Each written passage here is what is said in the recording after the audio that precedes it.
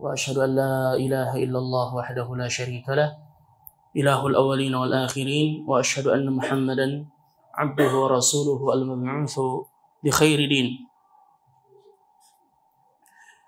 يا أيها الذين آمنوا اتقوا الله حق تقاته ولا تموتن إلا وأنتم مسلمون يا أيها الناس اتقوا ربكم الذي خلقكم من نفس واحدة وخلق منها زوجها وبث منهما رجالا كثيرا ونساء واتقوا الله الذي تساءلون به والأرحام إن الله كان عليكم رقيبا يا أيها الذين آمنوا اتقوا الله وقولوا قولا سديدا يصلح لكم أعمالكم ويغفر لكم ذنوبكم ومن يطع الله ورسوله فقد فاز فوزا عظيما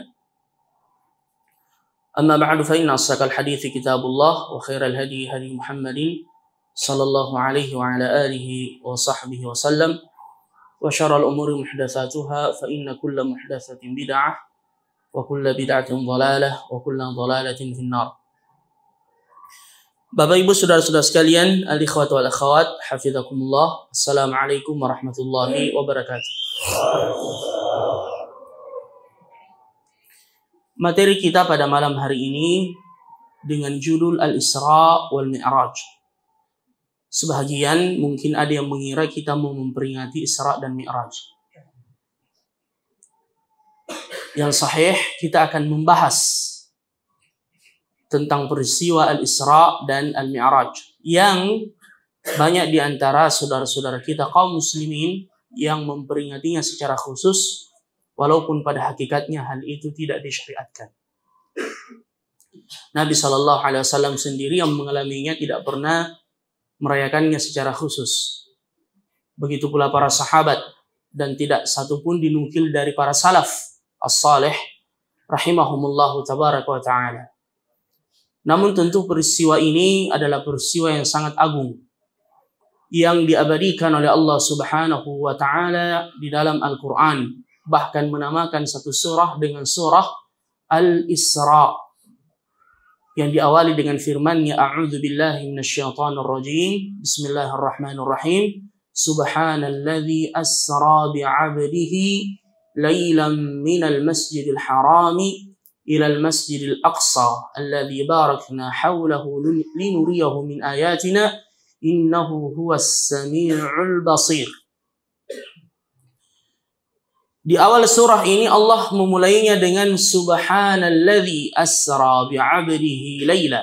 Maha suci Allah yang telah memperjalankan hambanya di waktu malam. Dan jika ada sesuatu yang menakjubkan, apa yang kita ucapkan? Subhanallah.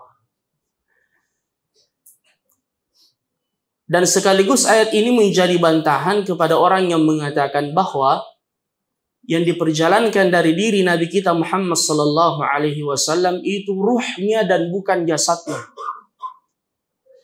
Ada yang mengatakan seperti mimpi. Kita katakan bahwasanya andaikan cuma mimpi, maka tidak perlu Allah memulai firman-Nya dengan subhanalladzi asra bi'abdihi. Karena yang namanya mimpi adalah sesuatu yang biasa. Oleh karena yang ulama kita menyebutkan bahwasanya yang diperjalankan adalah jasad dan ruhnya Nabi Shallallahu Alaihi Wasallam, dan diperkuat lagi dengan pengingkaran orang-orang kafir Quraisy. Andaikan Nabi mengatakan saya bermimpi diperjalankan semalam, ya, dari Masjidil Haram ke Masjidil Aqsa, kemudian diangkat ke langit dan kembali sebelum fajar terbit, tentu mereka mengatakan itu adalah sesuatu yang biasa. Namanya mimpi. Kita saja kalau mimpi terkadang terjadi sesuatu yang luar biasa. Yang jelasnya mimpi kaum muslimin hari ini alhamdulillah sudah terwujud. Mudah-mudahan bisa dikawal terus insyaAllah dan tidak ada kecurangan. Jadi mimpi itu telah menjadi kenyataan. Walaupun ini baru permulaan, belum final. Karena perjuangan masih panjang. Ya. Allah mengatakan in takunu ta'lamuna fa innahum ya'lamuna kama ta'lamuna tarjuna minallahi ma la yarjun. Jika kalian capek memperjuangkan perjuangan ini, mereka juga capek orang-orang yang memperjuangkan kebatilan. banyaknya tuannya habis. Innal ladzina kafaru yunfiquna amwalahum liyasuddu an sabilillahi fasayunfiqunaha thumma takunu 'alaihim hasrah thumma yughlabun. Orang-orang kafir itu juga menginfakkan hartanya untuk memenangkan kebatilannya. Mereka habis-habisan, jor-joran, tetapi pada akhirnya mereka menyesal dan mereka kalah. Terbukti, mudah-mudahan Allah Subhanahu wa taala menyempurnakan kemenangan ini. Walaupun yang resmi belum. Tetapi seorang muslim sebenarnya kalau sudah berusaha berbuat itu sudah kemenangan. Adapun hasilnya kembali pada Allah Subhanahu wa taala. Saya tidak mau melebar ke sana. Kita kembali ke pembahasan kita. Luar biasa ini fitnahnya ini. Ya. Bagaimana caranya kembali? Sampai di mana tadi? Mimpi ya. Ya. Baik. Jadi hal ini menunjukkan bahwasanya yang diperjalankan adalah jasad dan ruhnya Nabi Shallallahu Alaihi Wasallam. Kalau ada di antara kita yang ditanya kapan peristiwa Isra dan Mi'raj, ada yang tahu? 27 Rajab, itu yang kita tahu, ya. Bahkan ada dalam qasidah 27 Rajab, tidak usah saya nyanyikan. Jadikan itu kenangan, ya. Walaupun pada hakikatnya Bapak Ibu saudara-saudara sekalian peristiwa Isra dan Mi'raj pastinya itu ada khilaf di kalangan para ulama. Ini untuk kita tahu. Dan sekaligus ini menjadi dalil bahwasanya tidak ada ibadah khusus yang disyariatkan yang berkenaan dengan Isra dan Mi'raj. Karena andaikan ada ibadah khusus, tidak mungkin ada perselisihan waktu. Ya. Al-Imam As-Suddi rahimahullah bahkan menyebutkan peristiwa Al-Isra itu terjadi di bulan Dzulqa'dah.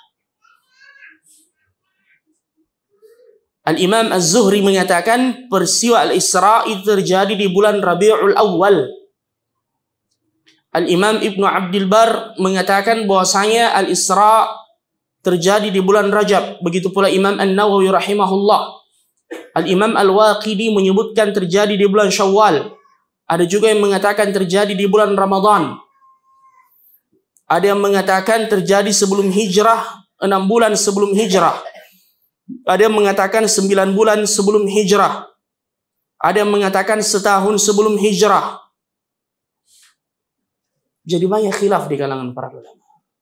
Apa faedah yang bisa kita ambil ya dari khilaf ini? Sebagaimana yang kita sebutkan tadi, menunjukkan bahwasanya tidak ada ibadah khusus yang disyariatkan yang berkaitan dengan Isra dan Mi'raj. Dan kita bahas pada malam hari ini untuk kita mengambil ibrah dan pelajaran darinya, yang merupakan peristiwa yang luar biasa yang terjadi pada diri Nabi kita Muhammad sallallahu alaihi wasallam dan merupakan salah satu di antara mukjizah yang Allah Subhanahu wa taala berikan kepada beliau. Bapak Ibu saudara-saudara sekalian, sebelumnya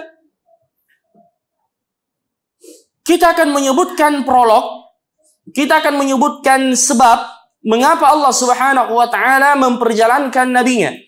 Ingat, Allah mengatakan asra bi'abdih, memperjalankan hambanya. Karena kalau beliau yang jalan sendiri tidak mungkin. Misalkan dikatakan bahwasanya hari ini ya, saya dari Jakarta ke Makassar cuma 2 jam. Ya. Tentu kita tidak heran karena saya tidak berjalan sendiri. Naik apa? Pesawat. Naik pesawat. Jadi diperjalankan. Ya. Dan begitu pula Nabi kita Muhammad sallallahu alaihi wasallam. Makanya Allah mengatakan asra bi'abdihi, yang memperjalankan hambanya. Ya, dan ketika Allah menyandarkan seorang hamba kepadanya, hal itu menunjukkan kemuliaannya. Makanya kedudukan yang paling tinggi adalah Abdullah, menjadi hamba Allah. Wa annahu lamma qama abdullahi wa ibadur rahmani asra bi'abdihi. Jadi berusahalah untuk menjadi hamba Allah, ya. Bukan cuma sekedar nama, tetapi dibuktikan bahwasanya kita semua adalah hamba Allah Subhanahu wa taala. Bapak Ibu saudara-saudara sekalian, itu berawal dengan apa yang dialami oleh Nabi kita Muhammad sallallahu alaihi wasallam di awal dakwah. Karena peristiwa ini terjadi di Mekah. Makanya dikatakan minal masjidil harami ilal masjidil aqsa. Ketika Nabi Muhammad sallallahu alaihi wasallam melihat kondisi kaumnya di zaman jahiliyah yang jauh dari nilai-nilai al-akhlaqiyah, ya. Moral mereka sangat merosot, ya. Makanya disebut dengan zaman jahiliyah. Mereka mempertuhankan dan menyembah berhala-berhala yang menghiasi Ka'bah pada waktu itu. Dan Nabi sallallahu alaihi wasallam melihat fenomena dan kondisi tersebut, hubbiba ilaihi, beliau dijadikan senang dan cinta untuk merenung dan bersendiri. Kita tahu dalam peristiwa sebelum beliau diangkat menjadi Nabi dan Rasul, beliau mengasingkan diri ke Ghar Hira, di Gua Hira, untuk bertafakkur, terutama di waktu malam. Karena di waktu malam itu waktu yang tenang, yang hudu. Seseorang bisa tafakkur. Beliau merenung, melihat dan menyaksikan apa yang terjadi pada kaumnya. Ya, makanya sekali-sekali kita merenung, tapi bukan menghayal. Merenung. Qul innama a'idzukum biwahidatin an taqumu lillahi masna wa thulatha, masna wa furada thumma tatafakkaru. Tatafakkaru, berfikir, tafakkur. Sekali-sekali kita keluar di malam hari, afala yanzuruna ilal ibili kaifa khuliqat wa ilas samai kaifa rufi'at.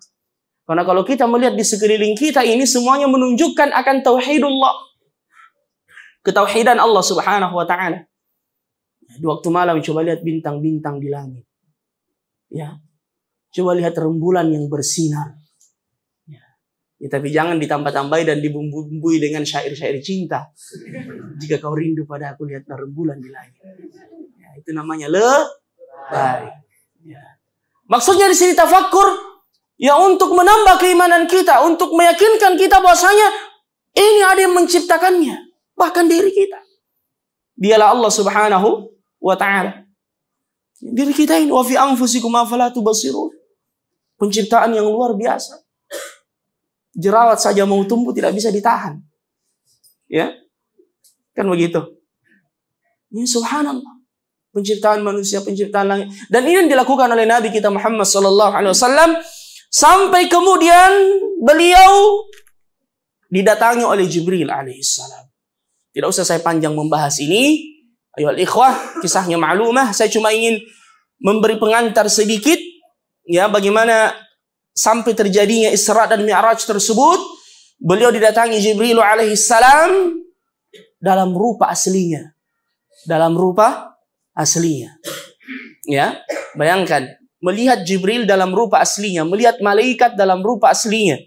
Apalagi pemimpinnya para malaikat yang paling besar, yang paling kuat, Dzu Mirrah, dan yang paling sempurna penciptaannya dari malaikat-malaikat yang lain, memiliki 600 lembar sayap. Yasuddul ufuq. Ya, bayangkan, melihat makhluk, ya, 600 lembar sayap yang belum pernah dilihat sebelumnya. Kita jangankan lihat malaikat, ya lihat turis saja. Padahal sama-sama dia ada hidungnya. Dua matanya cuma beda-beda sedikit. Tingginya juga beda. Ya. Ada salah seorang ikhwah, jazakallah khairan. Kalau saya capek-capek, biasa datang pijit di rumah. Jazakallah khairan. Biasa 1-2 jam, Masya Allah. Nah, tiba-tiba ada tamu syekh, datang orang Mesir. Dia belum pernah ketemu. Syekhnya juga minta dipijit. Jadi saya telepon, akhi, bisa pijit syekh ya di hotelnya. Oh iya bisa Ustaz. Saya tanya berapa lama kira-kira? Nah, seperti kita Ustaz, ya sekitar 2 jam. Baik, pas ketemu nah lihat 2 meter. Langsung bilang 4 jam kayaknya ini. Kaget. Kenapa ada orang tinggi sekali? 4 jam ini setelah 2 kali lipat tak? Dia pada. Tafadhal.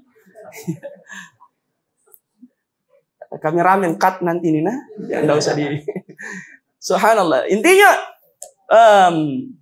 Jibril datang memeluk Nabi sallallahu alaihi wasallam, ya. Memeluk dengan pelukan yang sangat kuat. Dan Jibril mengatakan, "Iqra, bacalah." Saya tanya, apa hikmahnya beliau dipeluk kuat seperti itu? Sudah pernah saya angkat di pengajian ini kalau tidak salah. Apa hikmahnya? Siapa yang bisa jawab? Sini ada 4 HP yang bisa dijadikan hadiah. Ya. Apa hikmahnya? Ya, karena sebelum Nabi mendapatkan wahyu, beliau sudah mendapatkan isyarat. Tapi isyarat itu beliau lihat dalam mimpi. Setiap kali beliau bermimpi, beliau melihat seperti falakus subh. Ya, cahaya yang bersinar di waktu subuh. Itu sudah pertanda. Jibril sengaja memeluk Nabi, ya, supaya kali ini Nabi sadar dan yakin bahasanya, wahai Muhammad, ini bukan mimpi, ini kenyataan. Makanya beliau rasakan. Makanya biasa kalau kita terjadi sesuatu yang terkadang kita tidak percaya, biasa dicubit gitu. Betul jika ini? Ya, atau mimpi kak? Ya, itu salah satu hikmahnya. Beliau dipeluk kuat oleh Jibril. Ya, untuk menyampaikan Muhammad kali ini bukan mimpi, ini kenyataan Muhammad. Ya, Iqra, bacalah. Apa kata Nabi? Ma ana biqari, saya tidak bisa membaca. Iqra, ma ana biqari, saya tidak bisa membaca. Iqra bismi rabbikal ladzi khalaq. Khalaqal insana min 'alaq. Ini wahyu yang pertama yang turun kepada Nabi, yang meresmikan beliau menjadi nabi. Ya. Yang meresmikan beliau menjadi nabi, tapi belum menjadi rasul. Sebentar ayat yang lain, tapi sudah resmi menjadi nabi. Konon di Arab ada orang yang buang air di dekat gua juga. Tiba-tiba dia dengar suara dari belakang, Iqra. Ini ma'ana biqari. Dia kira dapat wahyu juga. Iqra, bacalah. Ma'ana biqari. Langsung ternyata polisi dari belakang, Iqra, baca itu, dilarang buang air di sini. Allah alam.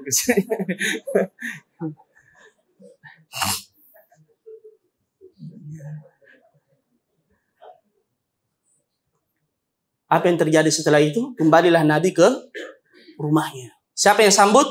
Khadijah, istri yang tercinta. Melihat Rasulullah datang dengan menggigil. Zammiluni, zammiluni, dathiruni, dathiruni. Selimuti saya, selimuti saya. Tampil Khadijah, istri yang salihah. Ya, dan ini pelajaran bagi para ummahat, para istri. Kalau lihat suami pulang dengan muka yang kusut, mungkin ada masalah di kantor atau di tempat kerjanya, jangan ditambah masalah. Ya begitu masuk, tagihan telepon, tagihan listrik, anak-anak belum habis popoknya habis. Kasih tenang-tenang dulu suami tak kodong. Ya, sayang-sayang dulu. Sudah istirahat baru sodorkan semua nota. Ya, sayang-sayang dulu. Apa kata Khadijah radhiyallahu anha? Wallahi la yukhziyakallahu abada. Wahai suamiku, Allah tidak akan ya menghinakanmu. Allah tidak akan menghinakanmu. Engkau adalah orang yang selalu menyambung tali silaturahim. Engkau adalah orang yang memuliakan tamu. Engkau adalah orang yang selalu memikul beban orang lain, menolong orang lain. Ya, makanya barang siapa yang baik akhlaknya, Allah tidak akan menghinakan Anda. Siapa yang selalu membantu saudaranya, baik dengan tetangganya, madece ngampi-ampena, baji paminasanna, insyaallah Allah tidak akan menyia-nyiakannya.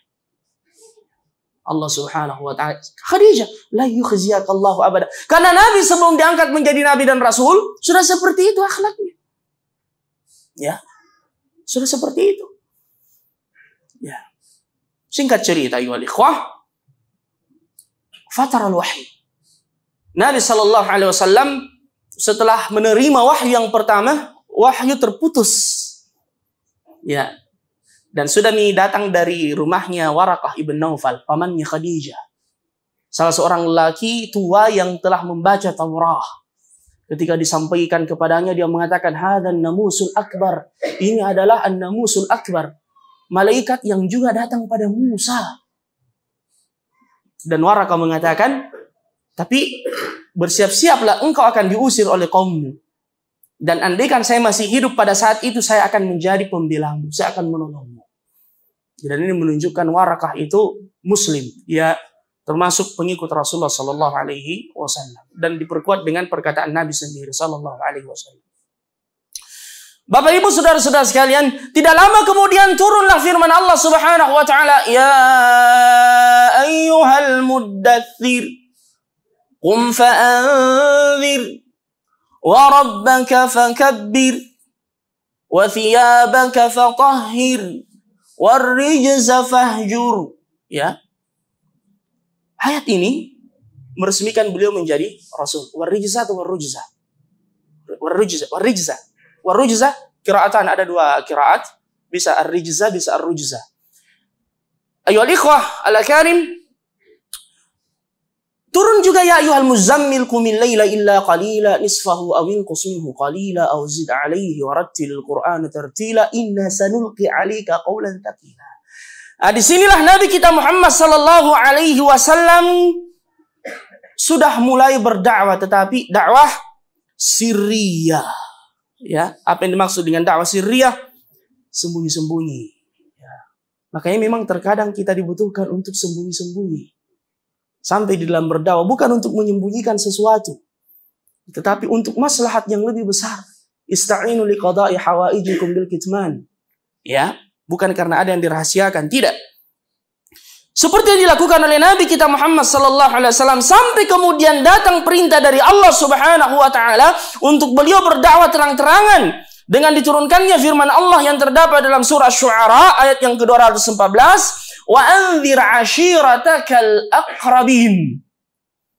Beri peringatan wahai Muhammad kepada kerabat-kerabat terdekatmu. Jadi dimulai dari keluarga dekat. Turun juga firman Allah dalam surah Al-Hijr 94. Fasda' bima tu'mar wa a'rid 'anil musyrikin. Fasda' artinya sampaikan. Ya, as-sad'u, terang-terangan wahai Muhammad, sebagaimana yang diperintahkan kepadamu, dan berpalinglah dari orang-orang musyrik. Jangan pedulikan mereka. Ya, walaupun engkau akan mendapatkan sesuatu yang engkau tidak senangi. Ya, bahkan ketika Warakah mengatakan kau akan diusir, apa kata Nabi kita Muhammad SAW? Al-mukhrijuhum amukhriji ana? Apakah saya akan diusir juga? Ya, bayangkan itu sudah resiko. Memperjuangkan kebenaran itu resikonya seperti itu. Dimusuhi, ya, mendapatkan tantangan, penentangan dari kaumnya, bahkan dari kerabatnya. Ya, makanya Bapak Ibu saudara-saudara sekalian, setelah perintah ini turun kepada Nabi kita Muhammad sallallahu alaihi wasallam, naiklah beliau ke Jabal Safa. Ya. Beliau memanggil kabilah-kabilah Arab, ya, terutama yang masih menjadi kerabat dekat beliau. Datanglah mereka. Mereka bersiap mendengar apa yang ingin disampaikan oleh Nabi kita Muhammad sallallahu alaihi wasallam. Beliau kemudian berseru, "Ara'aitum law anni akhbartukum anna khailan wara'a hadzal wadi turidu an taghira 'alaikum akuntum musaddiqiyya?" Jika saya kabarkan kepada kalian ada pasukan yang siap menyerang kalian dari balik bukit ini, apakah kalian percaya kepadaku? Apa kata mereka? Naam, bala, ma jarrabna 'alaika kadiban qat. Tentu wahai Muhammad, kami tidak pernah mendapati engkau berdusta. Ya, karena Nabi itu tidak pernah bohong. Ya, makanya beliau digelari dengan apa? Al-Amin. Jadi semua kaumnya sepakat. Naam wahai Muhammad, kami percaya. Kamu tidak pernah kami dapati berdusta atau berbohong. Nabi kita Muhammad sallallahu alaihi wasallam kemudian mengatakan, "Fa inni rasulullahi ilaikum." Saya ini utusan Allah di tengah-tengah kalian. Nah, disinilah awal dakwah. Beliau menyuruh pada kaumnya untuk mentauhidkan Allah Subhanahu wa taala. Siapa yang pertama menentang beliau? Pamannya sendiri. Siapa? Abu Lahab. Jadi Nabi punya Abu Lahab, punya Abu Talib, punya Al-Abbas, dan punya siapa lagi? Hamzah. Dua beriman, Hamzah dan Al-Abbas. Dua tidak beriman. Ya, Abu Talib dan Abu Lahab. Tapi pengingkaran keduanya tidak sama. Dan coba lihat keadilan Allah. Abu Lahab musuh Nabi SAW. Abu Talib membantu Nabi SAW. Makanya ketika Nabi SAW menyebutkan dia sebenarnya berada dalam kobaran neraka yang menjilatnya. Tapi Nabi memberi syafaat kepada pamannya Abu Talib, diringankan siksaannya. Sehingga dia cuma diberi siksaan yang paling ringan di neraka, yaitu dia dikenakan atau diletakkan ya bara api di bawah telapak kakinya, kemudian mendidih otaknya. Ini yang paling ringan. Ya, ini yang paling. Semoga Allah menyelamatkan kita dari api neraka. Ya, jadi jangan kita mengatakan yang ringan-ringan mau dong. Tidak ada istilah ringan di sana. Ya, na'udzubillah. Dia mengatakan, "Tabbal laka sa'iral yaumi ya Muhammad, ali hadza jama'tana." Celaka engkau ya Muhammad, hanya untuk mendengarkan ocehanmu ini engkau mengumpulkan kami seperti ini. Ya, kami meninggalkan aktivitas kami hanya untuk mendengarkan ocehanmu. Siapa yang jawab? Allah, bukan Rasulullah. Turun firman Allah, "Tabbat yada abi lahabin wa tabb. Ma aghna anhu maluhu wa ma kasab. Sayasla naran dhata lahab. Wa imra'atuhu hammalatal hatab. Fi jidha hablum min masad." Ya, diabadikan di dalam Al-Quran. Dibaca sampai hari kiamat. Ya, bahkan dibaca dalam salat. Ya, ada juga pernah Ustadz ya ceramah, jangan selalu dibaca itu Allah karena pamannya Nabi. Kenapa tidak? Nah, disebutkan di dalam Al-Quran, Allah sendiri yang ya kemudian ya, menyebutkan laknat ya, kepadanya. Baik, ini biasa perasaan yang bukan pada tempatnya. Bapak Ibu saudara-saudara sekalian, dan disinilah Nabi Shallallahu Alaihi Wasallam mulai mendapatkan penindasan dari kaumnya. Bahkan Uqbah ibn Abi Mu'ayyid, ya, yang ketika Rasulullah Shallallahu Alaihi Wasallam bahkan mendoakan kebinasaannya. Ya, ini menunjukkan boleh mendoakan kebinasaan kepada seseorang kalau sudah terliwat kezalimannya. Ya, Nabi mendoakan beberapa orang, ya, termasuk Abu Jahal. Ya, didoakan khusus oleh Nabi Shallallahu Alaihi Wasallam. Ya, bayangkan dia pernah mencekik Nabi Shallallahu Alaihi Wasallam sampai hampir ya sudah dianggap ya Nabi hampir mati karenanya. Dia dicekik oleh Uqbah bin Abi Mu'ayyid. Beliau juga pernah sujud, kemudian ya diletakkan isi perutnya itu unta di pundaknya Nabi Shallallahu Alaihi Wasallam. Ya, sampai datang Fatimah yang kemudian mengangkatnya. Jadi ini mulai didapatkan oleh Nabi kita Muhammad Sallallahu Alaihi Wasallam. Walaupun mereka belum berani terang-terangan atau belum berani sampai mengancam nyawa Rasulullah Sallallahu Alaihi Wasallam. Mengapa? Karena masih hidup Abu Talib. Ya, dan kita tahu siapa Abu Talib. Dia lebih cinta pada Muhammad Sallallahu Alaihi Wasallam melebihi kecintaannya kepada anak-anaknya. Abu Talib itu punya tempat duduk khusus di rumahnya. Ya, anak-anaknya tidak ada yang berani duduk di situ. Tapi kalau Rasulullah yang duduk, beliau membiarkannya. Ya, bahkan terkadang beliau sengaja menempatkan Rasulullah SAW di tempat duduknya. Coba lihat bagaimana ya ihtiramnya Abu Talib kepada Rasulullah SAW. Tetapi innaka la tahdi man ahbabta. Engkau tidak mampu memberi hidayah kepada siapapun yang engkau inginkan, wahai Muhammad. Yang namanya hidayah, ayol ikhwah, dia tidak masuk Islam. Makanya ketika beliau telah meninggal, sudah berusaha Nabi agar dia masuk Islam, tapi ternyata dia lebih memilih kekufuran.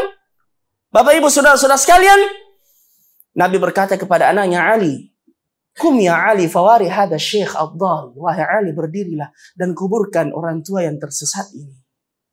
Ya, begitulah agama ya ikhwah. Padahal Nabi sudah sangat bersedih, tapi turun teguran dari Allah, "Innaka la tahdi man ahbabta walakinna Allah yahdi man yasha." Ya. Baik. Juga meninggal Khadijah radhiyallahu anha, istri beliau. Dan semakin sempit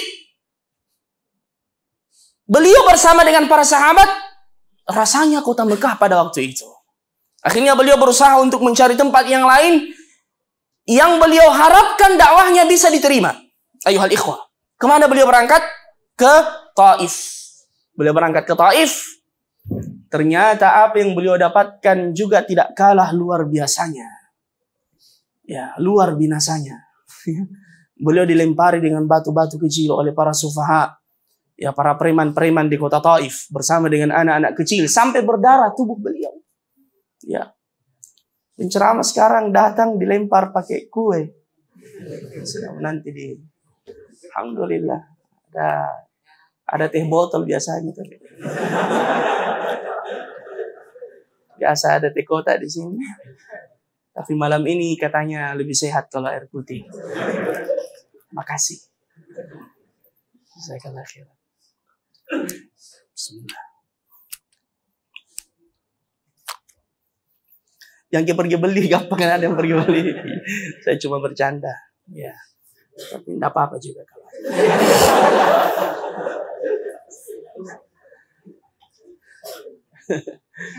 Ya, kumullah.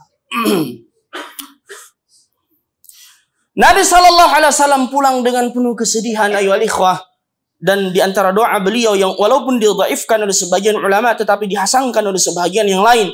Di antara doa beliau, Allahumma inni ashku ilaika dha'fa quwwati. Ya Allah, aku mengadukan kepadamu kelemahanku. Wa qillata hilati, dan pendeknya siasat dan taktikku. Wa hawani 'alan nas, dan kehinaanku di tengah manusia dan kelemahanku. Ya arhamar rahimin, anta rabbul mustada'afin. Wa anta rabbi ila man takiluni. Coba lihat doanya Nabi. Ya Allah, kepada siapa engkau menyerahkan aku? Ila ba'idin yatajahamuni. Au ila aduin mallaktahu amri. Kepada orang yang jauh, ya, yang tidak memperdulikanku, atau kepada musuh, ya, yang mereka menguasaiku. Illam yakum bika ghadabun aliyya fala ubali as'aluka binuri wajhika alladhi asyrakat lahu dhulumat wa saluha alaihi amru dunya wal akhirah alla tunazzila bi ghadabak aw yahilla alayya sakhatuk lakal utba hatta tarda wala haula wala quwwata illa bik. Ya, beliau berdoa dengan doa tersebut, Bapak Ibu saudara-saudara sekalian, dan subhanallah, langsung datang pertolongan dari Allah Subhanahu wa taala. Ya. Pertama, pertolongan yang datang kepada Nabi sallallahu alaihi wasallam setelah beliau mengadu pada Allah. Ya. Oleh karenanya biasakan setiap ada masalah adukan pada Allah, jangan pada Facebook. Mengadu dulu pada Allah Subhanahu wa taala. Seperti Rasul kita Muhammad sallallahu alaihi wasallam. Datang malaikat Jibril memberi salam kepada Nabi dan berkata, wahai Muhammad, bersama saya malaikat penjaga gunung. Malaikat penjaga gunung mengatakan, assalamualaikum ya Muhammad. Ini malaikat penjaga gunung yang datang, bayangkan.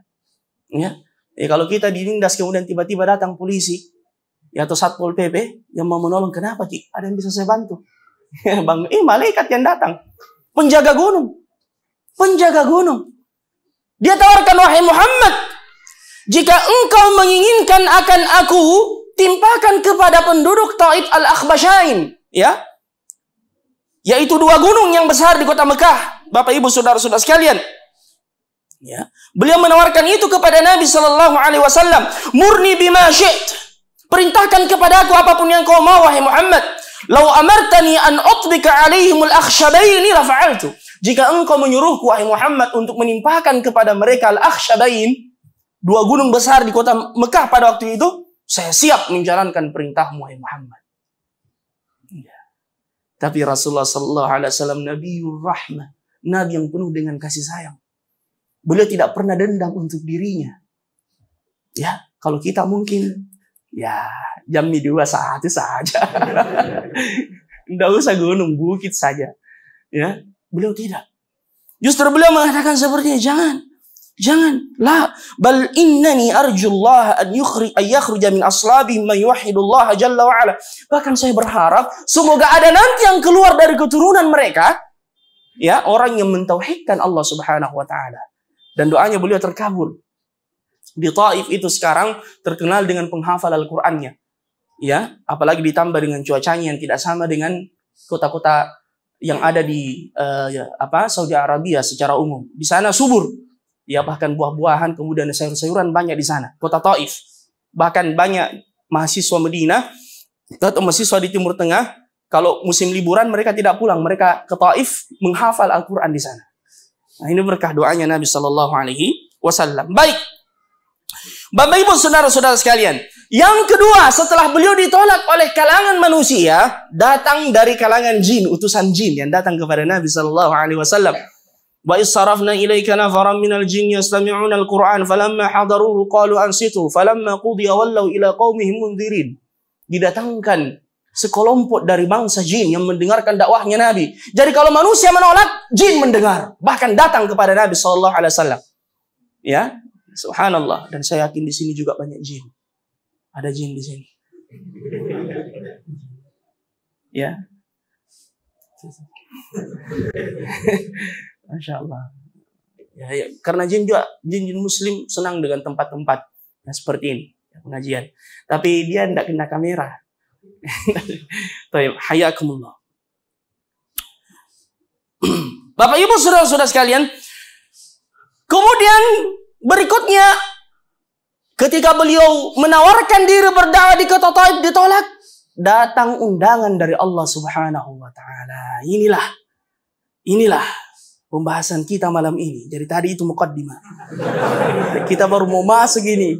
Itu tadi mukaddimah. Ya, nah masuk waktu Isya. Ya, gimana ini? Baik. Lanjut. Baik, insyaallah. Ya. Pasti ada yang penasaran mau cepat pulang lihat hasil quick count.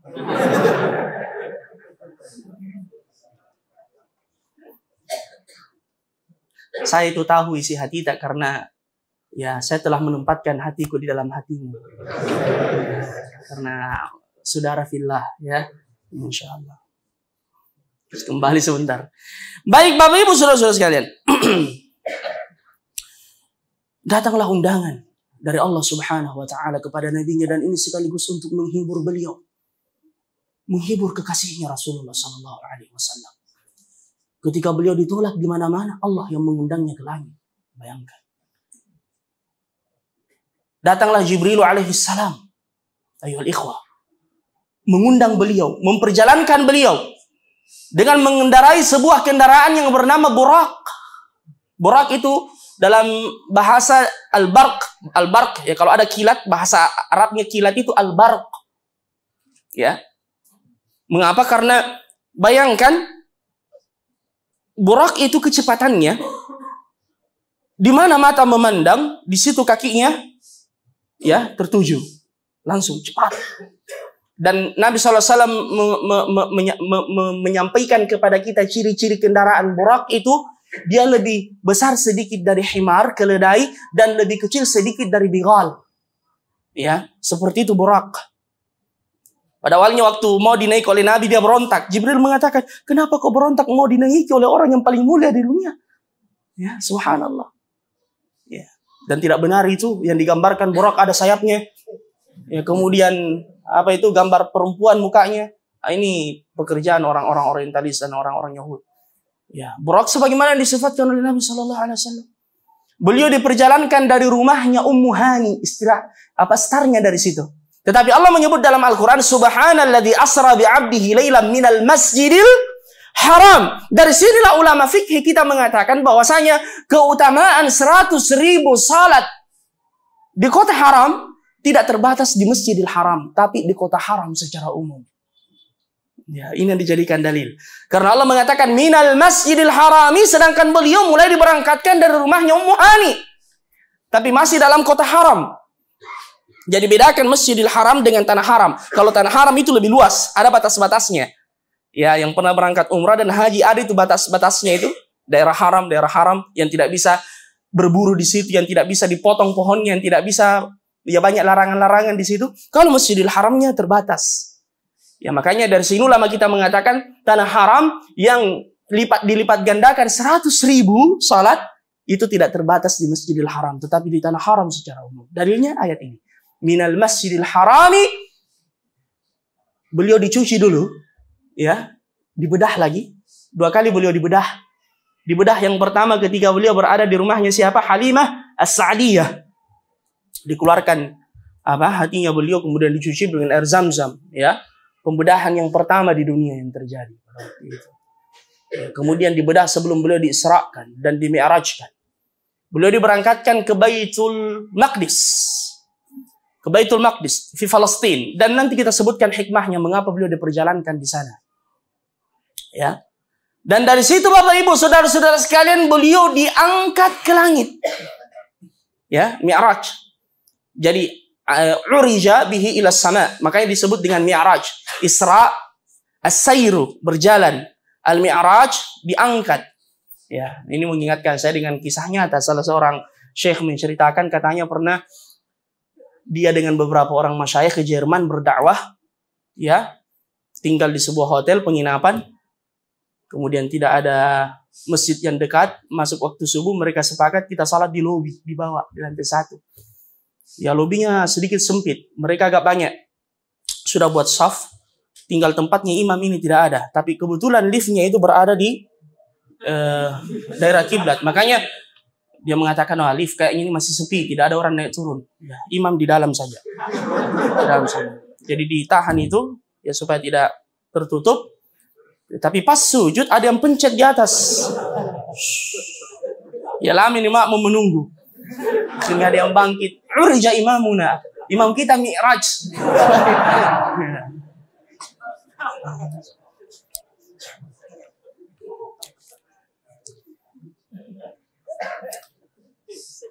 Kisah nyata, ya. Syekhnya langsung ceritakan ke saya. Apa itu batuk-batuk? Maksudnya berhenti nih. Jadi batuk itu ada 2. Ada batuk karena ya memang batuk, ada yang sudah nih. Ya, atau itu biasa lihat-lihat jam. Ya, baik. Tapi malam ini saya tidak terpengaruh. Saya teruskan. Silahkan batuk.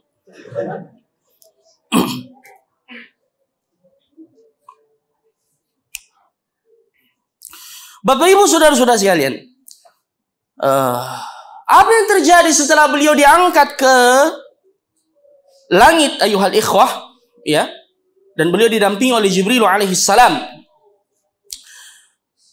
Diceritakan dalam sebuah riwayat, dalam hadis yang diriwayatkan oleh Imam Bukhari dari Anas bin Malik radhiyallahu anhu, beliau berkata, "Tsumma intalaqa bi Jibril hatta ata as-samaa al-ula fastaftah." Faqila man? Qala Jibril. Dan ketika Jibril alaihissalam membawa Nabi sallallahu alaihi wasallam bersama dengan kendaraan burak tiba di langit pertama, istaftah, Jibril minta izin. Ya. Dari dalam, ya, ini menunjukkan pintu langit itu memiliki pintu-pintu. Ya, dari dalam ditanya, "Siapa? Man?" Faqila, siapa? Jibril mengatakan, "Jibril." Langsung sebut nama. Ini sunnah. Dan diajarkan oleh Nabi. Kalau datang bertamu ke rumah orang, ketuk pintu. Nainjo. Enakke. Enakke nai. Pau ya renu. Sunnahnya sebut nama. Itu sunnahnya. Ya. Ya. Siapa saya? Saya siapa? Saya? Siapa kok? Jadi sunnah sebut nama. Itu tuntunan Nabi SAW. Jadi kalau kita datang bertamu, ketuk. Ya, siapa? Saya Harman. Nah, begitu sunnahnya. Seperti ini. Siapa? Jibril. Sebut nama. Ya. Sebut nama yang terang, yang diketahui. Jangan jawab pakai kunyah kalau tidak ditahu. Siapa? Abu Fulan. Nah, ya Abu Fulan. Sebut nama yang dikenal. Ya. Ya. Taib. Bapak Ibu saudara-saudara sekalian. Wa man ma'ak? Jibril ditanya, siapa? Kau datang dengan siapa? Ya, Muhammad, saya bersama dengan Muhammad. Waqad bu'itsa ilaih, dia sudah diutus.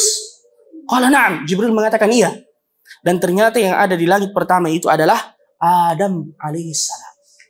Bertemu dengan bapaknya Adam alaihissalam. Ya. Mengapa disebut Adam? Li'annahu khuliqa min adinil ard. Ya, Adam alaihissalam. Subhanallah. Adam mengatakan, "Famarhaban bihi fa ni'mal maji' ja." Ya. Selamat datang, sebaik-baik orang yang berkunjung. Ya, dia Adam alaihissalam. Jibril berkata kepada Rasulullah, "Hada abuka Adam, fasallim alaihi." Ini bapakmu Adam, ucapkan salam kepadanya. Ya. Fayaqulul Mustafa, Rasulullah mengatakan, "Fasallamtu alaihi fis sama'il ula." Saya memberi salam kepada Adam di langit yang pertama, farahhab bi. Dan beliau menjawab salamku dan mendoakan kebaikan untukku. Dan Adam mengatakan, "Marhaban bil ibnu salih wan nabiyyus salih." Selamat datang kepada anak yang saleh. Ya, karena itu bapak kita yang pertama. Dan hamba yang saleh.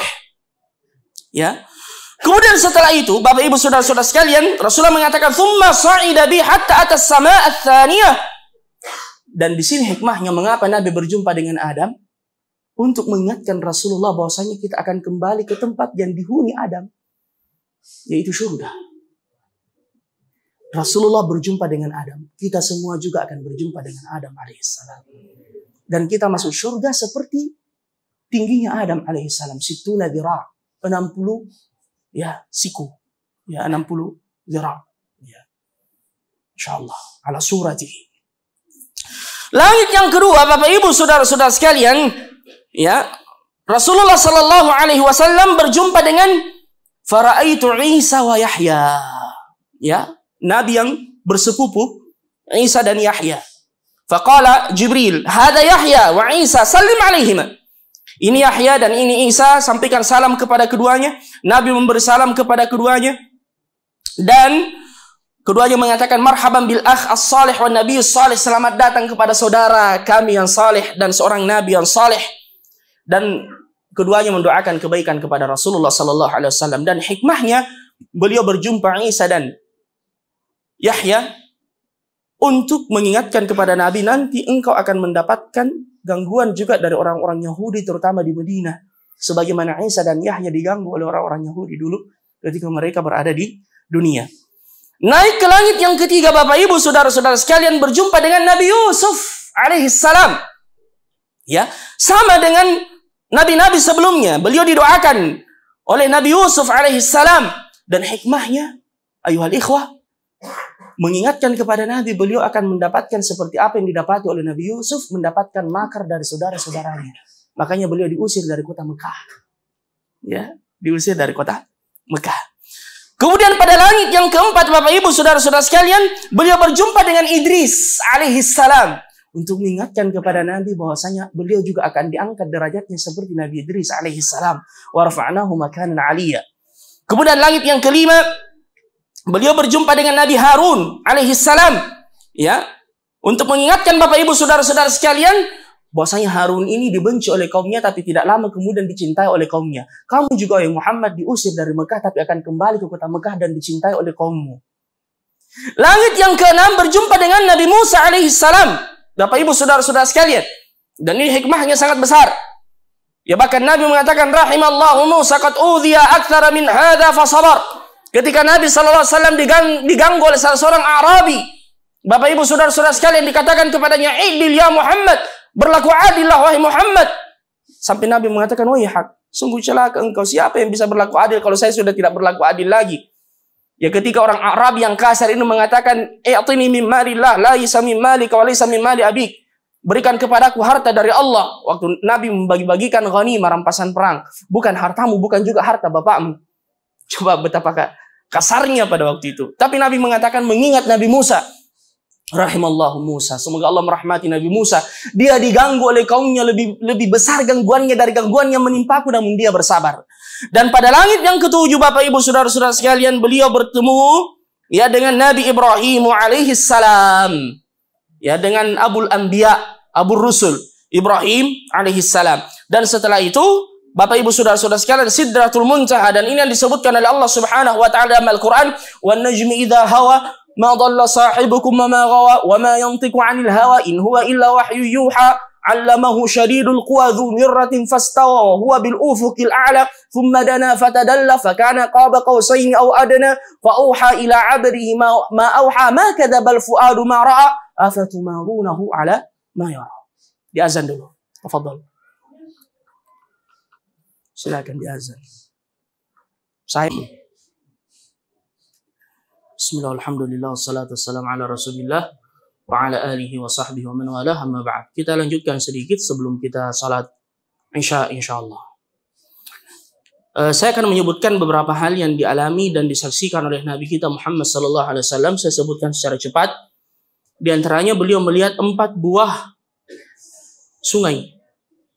Sungai bagian dalam dan sungai bagian luar.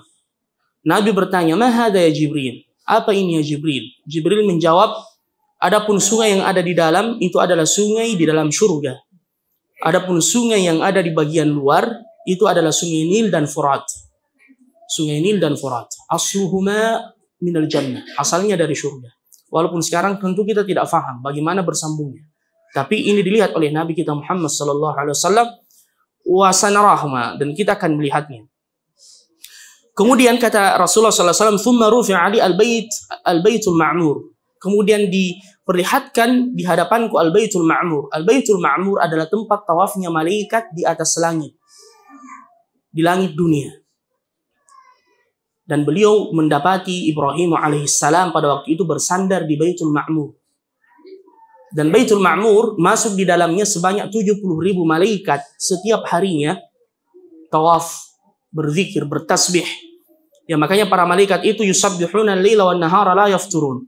Mereka bertasbih siang malam, tidak pernah bosan, tidak pernah berhenti. Kalau kita ini bosan, terkadang ya ada manusia-manusia yang kufur, tapi di sana ada makhluk-makhluk Allah yang tidak pernah berhenti beribadah, bertasbih kepada Allah Subhanahu wa taala. Bahkan dikatakan Al-Baitul Ma'mur itu tepat berada di atas Ka'bah Al-Musyarrafah yang ada di dunia. Andaikan jatuh ke dunia tepat mengenai Ka'bah Al-Musyarrafah. Dan di sana tempat tawafnya para malaikat-malaikat Allah Subhanahu wa taala. Ya, adapun di dunia ini adalah tempat tawafnya ya kaum muslimin, ya. Dan semoga Allah Subhanahu wa taala memberikan kepada kita kesempatan untuk tawaf di Al-Ka'bah Al-Musyarrafah.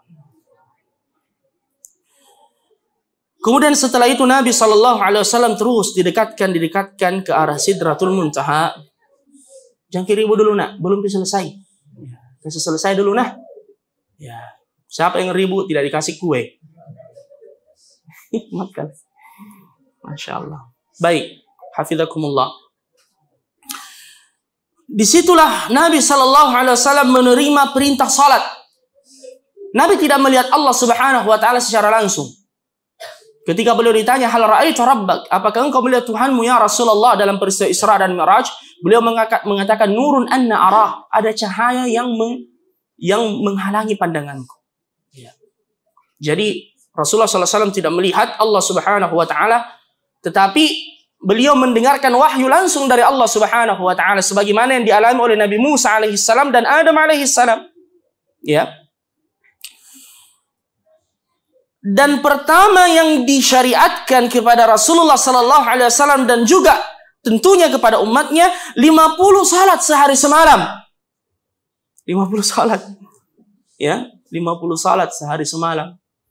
Ya, bayangkan itu Bapak Ibu saudara-saudara sekalian. Tapi awalnya Nabi menerima. Karena Nabi SAW, ya, beliau sendiri yang berkata kepada para sahabat, kalau ada sesuatu datangnya dari Allah, ucapkan sami'na wa ata'na. Kami dengar, kami taat. Makanya beliau terima. Turun, berjumpa dengan Nabi Musa. Di langit keberapa tadi? Ke-6. Nabi Musa kemudian berkata, ya, dan beliau telah mengetahui tabiat manusia dan punya pengalaman lebih banyak. Beliau berkata kepada Nabi sallallahu alaihi wasallam, ya, beliau bertanya dulu, "Fama umirta?" Apa yang diperintahkan Allah kepadamu wahai Muhammad? Nabi menjawab, "Amarani Allahu bi khamsina salat kulla yaumin wa lailah." Allah memerintahkan kepada aku dan kepada umatku, ya, untuk salat 50 kali sehari semalam. Musa mengatakan, ya, laqad jarrabtun nasa qablak. Saya sudah punya pengalaman dengan orang-orang sebelum wahai Muhammad. Apalagi kaum Bani Israel yang kuat-kuat itu wahai Muhammad. Ya. Inna ummataka la tastati'u dzalik. Umatmu tidak bisa wahai Muhammad. Tidak bisa. Kembali kepada Allah, minta keringanan. Ya, minta keringanan. Subhanallah. Ya, padahal Nabi Musa itu nanti di hari kiamat beliau sedih melihat kaumnya Rasulullah lebih banyak dari kaumnya. Tapi kesedihan itu bukan iri, tapi ghibtah. Ya, karena andaikan iri yang tercela, ya pasti Musa mengatakan, ya biar nih supaya banyak umatnya masuk neraka. Ya, dan lebih banyak umatku nanti di hari kiamat. Tapi Musa nasihun amin. Ya, memberi nasihat, wahai Muhammad, saya sudah coba umatku yang kuat-kuat itu, ya, kembali kepada Allah, minta keringanan. Jadi Rasulullah SAW kembali kepada Allah, minta keringanan, dikurangi 10. Tinggal 40. Turun, Musa mengatakan, belum wahai Muhammad, minta lagi keringanan. Ya, naik lagi, dikurangi terus, dikurangi, akhirnya menjadi 10. Ya, Musa mengatakan, kembali lagi wahai Muhammad. Belum bisa itu umatmu. Ya, akhirnya Rasulullah kembali dan dikurangi 5. Dikurangi 5 dan Allah mengatakan 5 itu bernilai 50 wahai Muhammad. Allahu Akbar. Wala sawfa yu'tika rabbuka fatarda. Tuhanmu akan terus memberikan kepadamu sampai engkau ridha. Itu pun yang 5 sekarang ini umatnya Rasulullah. Ya salam. Ya. Fakhalafa min ba'dihim khalfun adha'us shalah wattaba'us syahawat. Akan datang generasi yang menyia-nyiakan salat dan memperturutkan hawa nafsu. Ya. Saya itu tinggal di Alauddin. Ya, biasa salat maghrib di masjid belakangnya SPBU Al Ihsan. Biasa kita sementara salat maghrib juga berkumpul ke supporter di depan di SPBU. Ya. La haula wala quwata illa billah. Tidak salat hanya gara-gara ingin menyaksikan ya orang-orang yang mengejar kulit bundar. Ya. Kita bangga tentunya dengan PSM, tapi jangan kick off waktu maghrib. Ya, apalah gunanya? Ya, subhanallah, kita di hari kiamat tidak ditanya bagaimana walakmu kepada PSM. Ditanya bagaimana salatmu. Ini yang pertama ditanya di hari kiamat. Walaupun saya lihat ada tonji supporter yang masuk salat, Masya Allah. Mudah-mudahan Allah memberi kita hidayah dan kepada mereka insya Allah. Ya, dan jaga baik-baik ini. Rasulullah menerimanya di langit 5 kali sehari semalam, Bapak Ibu, saudara-saudara sekalian. Ini yang pertama nanti dihisab di hari kiamat. Baik, diterima oleh Rasulullah. Musa mengatakan kembali lagi wahai Muhammad. Masih banyak itu 5. Tapi Nabi mengatakan saya malu wahai Musa. Malu Rasulullah SAW. Akhirnya kembali ke dunia Bapak Ibu saudara-saudara sekalian. Dan setelah itu keesokan harinya Jibril datang kepada Nabi SAW. Beliau mengimami Rasulullah 2 hari. Di awal waktu dan pada hari berikutnya di akhir waktu. Untuk menjelaskan secara rinci. Kewajiban salat di langit diterima. Tapi kaifiyah dan seterusnya diajarkan oleh Jibril alaihissalam. Termasuk waktu salat. Jibril mengatakan antara waktu ini dan ini itu waktu salat wahai Muhammad. Diajarkan kepada Rasulullah sallallahu alaihi wasallam. Bapak Ibu saudara-saudara sekalian, ini yang terakhir. Nabi sallallahu alaihi wasallam kembali ke rumahnya di waktu pagi, beliau keluar dan berjumpa dengan Abu Jahal, Amr ibn Hisham. Melihat ada sesuatu yang aneh dari Rasulullah. Dia mengatakan, ada sesuatu wahai Muhammad yang kau mau sampaikan? Nabi mengatakan, iya, semalam saya diperjalankan dari Mekah ke Baitul Maqdis, kemudian diangkat ke langit dan kembali sebelum fajar. Apa kata Abu Jahal? Kau berani sampaikan ini kalau saya kumpulkan orang-orang? Dia mengatakan, ya kumpulkan. Ya. Dan ini Abu Jahal dapat kesempatan. Karena dia sudah berusaha ini menuduh Rasulullah kahin, dukun, menuduh Rasulullah syair, penyihir, menuduh Rasulullah pembohong, pendusta, tapi tidak mempan. Dakwahnya terus tersebar. Makanya dia mengatakan ini kesempatan ini. Kesempatan ini. Ya, ini sudah gila orang ini. Akhirnya dikumpulkan orang-orang, Bapak, Ibu, saudara-saudara sekalian. Nabi menceritakan perjalanan Isra dan Mi'raj beliau. Ya, ada yang tes Nabi SAW. Bagaimana kondisi Masjidil Aqsa? Ya, padahal 1 bulan itu perjalanan, Bapak, Ibu, saudara-saudara sekalian. Kalau mau ke sana. Dan pada waktu itu Nabi tiba waktu malam, belum sempat melihat kondisi keadaan Masjidil Aqsa bangunannya. Tapi subhanallah kembali diangkat dan diperlihatkan kepada Rasulullah sehingga beliau menjawab dengan benar. Ya, ujian dan pertanyaan mereka. Ya, tetapi ada yang kemudian mengatakan memang Muhammad telah gila. Dan yang tidak bisa dilupakan dalam peristiwa ini ketika disampaikan kepada Abu Bakar radhiyallahu anhu, ya, orang ini mengatakan, Abu Bakar, yang kau ikuti itu Muhammad sudah gila. Ya, masa dia mengatakan diperjalankan dalam 1 malam, bahkan kurang dari 1 malam dia sudah kembali dari Masjidil Haram ke Masjidil Aqsa, kemudian diangkat ke langit dan dia kembali semalam. Abu Bakar mengatakan, dia yang bilang. Nah, iya. Kalau dia yang bilang saya percaya. Lebih dari itu saya sudah percaya. Saya percaya Allah menurunkan wahyu kepadanya. Masa saya tidak percaya dengan hal yang seperti ini? Makanya dia digelari dengan Abu Bakrin Siddiq radhiyallahu anhu. Demikian, semoga kita sudah mengambil pelajaran dari peristiwa Isra dan Mi'raj ini. Subhanakallahumma bihamdika asyhadu an la ilaha illa anta astaghfiruka wa atubu ilaik. Wa akhiru da'wana alhamdulillahi rabbil alamin. Assalamualaikum warahmatullahi wabarakatuh.